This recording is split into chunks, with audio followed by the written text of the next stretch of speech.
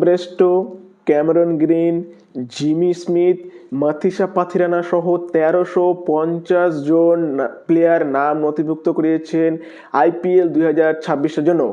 কিন্তু সবথেকে বড় নাম গ্লেন ম্যাক্সওয়েল IPL 2026-এ নিজের নাম দেয়নি, নিজে IPL 2026 থেকে নিজের নাম তুলে নিয়েছেন। অন্যদিকে জোশ ইংলিশ, যে কিনা তার এই সামারে বিয়ে করবে, সেই বিয়ের জন্য তিনি পুরো IPL ধরে উপস্থিত থাকবে না, তারপরেও কিন্তু সে নিজের নামটা IPL-এ দিয়েছেন। Jimmy Smith, Cameron green, Matheesha Pathirana already তাহলে আমাদের KKR-এ আসতে চলেছে। অন্যদিকে ভেঙ্কটেশ আয়ার, পৃথ্বী শ, রবি বিষ্ণই, আকিব নবী এর মতন বড় বড় ইন্ডিয়ান প্লেয়াররাও নাম রেজিস্টার করেছে এখানে। IPL 2026-এর মিনি অকশনের আর বেশি দিন নেই, প্রায় 10 থেকে 12 দিন রয়েছে। তাই প্রত্যেকটা প্লেয়ার যাদের নিজেদের নাম রেজিস্টার করে নিয়েছেন, এখন সেগুলোরই একটা লিস্ট প্রকাশ করে দিল আজকে, যেখানে সব থেকে বড় নাম ক্যামেরন গ্রিন, মাথিসা পাথিরানা, তারপরে হচ্ছে জিমি স্মিথ, যে কিনা ইংল্যান্ডের বর্তমানে সব থেকে রাইজিং সুপারস্টার বলা চলে, উইকেট কিপিং প্লাস ব্যাটিং। ইংল্যান্ডের সিরিজে দেখেছিলাম আমরা ইন্ডিয়ার বিরুদ্ধে সে কী করেছিল। তাই কলকাতা নাইট রাইডার্সকে অবশ্যই, যেহেতু গ্লেন ম্যাক্সওয়েল এবং অ্যান্ড্রে রাসেল দুজনের সন্ন্যাস নিয়ে নিয়েছে, তাই কলকাতা নাইট রাইডার্সকে এইবার একটু ব্রেন দিয়ে খেলে কিন্তু সব প্লেয়ারদেরকে নিতে হবে।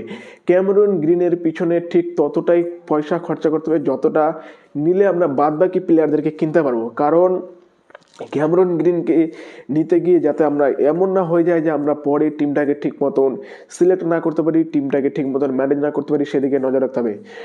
পৃথ্বী শ 2025-এ আনরিজার্ভ সে আবার নাম লিখিয়েছেন। আমাদের ভেঙ্কটেশ আয়ার, যে 2025-এ সব থেকে দামি প্লেয়ারের মধ্যে ছিলেন তৃতীয়, তাকেও রিলিজ করে দিয়েছিল, সেও নাম লিখেছেন, প্লাস 2 কোটি টাকা বেস প্রাইসে। অন্যদিকে রবি বিষ্ণই নিজের নাম লিখেছেন। তার সঙ্গে সঙ্গে রয়েছে আমাদের মায়ের দোয়া ক্রিকেট টিম, মানে বাংলাদেশের প্লেয়ার মুস্তাফিজুর রহমান, মোট 1350 জন নাম লিখেছেন।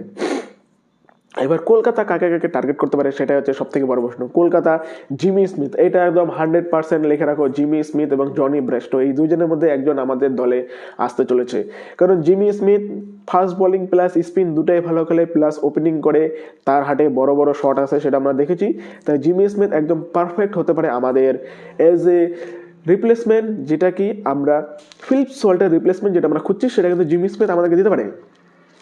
ক্যামেরন গ্রিন এবং লিয়াম লিভিংস্টন আর ক্যামেরন গ্রিনের মধ্যে একজন আমাদের দলে আসতে পারে, কারণ আমাদের দরকার একজন মিডল অর্ডার ব্যাটসম্যান। সেটা যদি ক্যামেরন গ্রিন হয় তাহলে তো খুবই ভালো হবে, কারণ অ্যান্ড্রে রাসেলের রিপ্লেসমেন্ট আমরা চাই। যেহেতু অ্যান্ড্রে রাসেলের মতন লাইক টু লাইক রিপ্লেসমেন্ট নাই, একজন ছিল, সেটা কি ছিল, স্যাফরান রাদারফোর্ড, কিন্তু আমরা তাকে কিনতে পারিনি, কারণ আমাদের সিও এই সময় অন্য কোনো কিছু কিনেছিল। তাই স্যাফরান রাদারফোর্ড সে কিনা এখন মুম্বাইতে চলে গেছে। তাই অন্যদিকে বলারে মাথিসা পাথিরানা সব থেকে বড় নাম, তার সঙ্গে রয়েছে মুস্তাফিজুর রহমানের হাতেই তুমি মানো চে না মানো, মুস্তাফিজুর রহমান কিন্তু খুবই আন্ডাররেটেড একজন বলার। সে কিনা বল চেক দেয়, রানও কম দেয়, উইকেট নিতে পারে, তার কাছে কাটার সুইং সবই আছে, ইয়র্কারও আছে। তাই মুস্তাফিজুর রহমানকেও আমাদের নজরে রাখতে হবে। যদি আমরা মাথিসা পাথিরানাকে না নিতে পারি, সে যদি আমাদের বাজেটের বাইরে চলে যায়, তাহলে কিন্তু আমরা অবশ্যই মুস্তাফিজুর দিকে দেখতে পারি। তারই সঙ্গে রয়েছে গাস অ্যাটকিনসন, ইংল্যান্ডের এই গাস অ্যাটকিনসন, সেও ভালো বোলিং করে। অ্যান্ডিক নরকিয়া, এছাড়া রয়েছে শন অ্যাবট, এরকমই 1350 জন প্লেয়ার নাম লিখেছেন। যেহেতু এখানে ম্যাক্সওয়েল এবং রাসেল চলে গিয়েছে, তাই এখন সব থেকে বড় যে প্লেয়ার হতে চলেছে সেটা হচ্ছে ক্যামেরন গ্রিনের উপরেই সবার ফোকাস থাকবে। আর বলারে সেটা হচ্ছে মাথিসা পাথিরানা, আর মাথিসা পাথিরানাকে নেওয়ার জন্য অলরেডি দিল্লি, চেন্নাই, কলকাতা 3 জন তো আছেই। এখন সেখানে হঠাৎ করে যদি সানরাইজ হায়দ্রাবাদ ঢুকে পড়ে, তাহলে অবাক হওয়ার কিচ্ছু নেই, কারণ সানরাইজ হায়দ্রাবাদে রয়েছে মুথাইয়া মুরলীধরন, যে কিনা অলরেডি একজন শ্রীলঙ্কান, তাই সেও চাবে কিন্তু তার দলে একটা শ্রীলঙ্কান প্লেয়ারকে নিয়ে আসতে। তারই সঙ্গে অলরাউন্ডারে রয়েছে মোল্ডার, সাউথ আফ্রিকান এই মোল্ডারও অলরাউন্ডারে রয়েছে, কিন্তু সে সেই রকম টি20টা খেলতে পারে কিনা এখন আমরা সেরকম দেখিনি। টেস্টে সে ভালো করে সেটা জানি। এখন ঘটনা হলো কলকাতা কাকে কাকে কিনতে পারে, সেটাই আমরা এখন অপেক্ষায় থাকবো 16ই ডিসেম্বরে। আপনার কি মনে হয়, আপনি কি চান কলকাতাতে কোন কোন প্লেয়ারগুলো আসুক, অবশ্যই কমেন্ট করে জানাবেন। ধন্যবাদ।